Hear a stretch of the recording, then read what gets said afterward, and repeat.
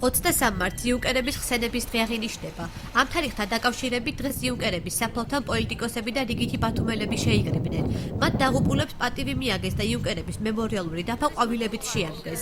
შეგახსენებთ, რომ 1921 წლის 18-დან 21 მარტამდე 80-მდე იუნკერი გენერალ მაზნიაშვილის ხელმძღვანელობით საქართველოს ერთიანობისთვის წარმოებულ უთანასწორო ბრძოლაში ჩაება.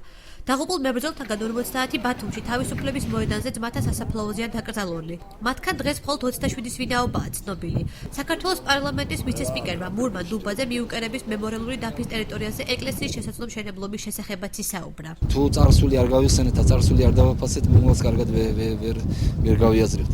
ბუნებრივია, აქ ლაპარაკი არის ეკლესიის მშენებლობაზე. იყო განსხვავებული ვერსიები, რომ აქ თითქოს ამ ადგილზე აზია სახელობის მეჩეთი იდგა, ისევ მეჩეთის მშენებლობის დაწყება უნდა და ძველი ხელისუფლებას. მერე ბათუმელებმა აქტიური წინააღმდეგობა გაუწიეს. აქ ეკლესიის დადგმა თუ იქნება განზრახული და ამას საპატრიარქოს გადაწყვეტილება ჭირდება და მეტი არავისი.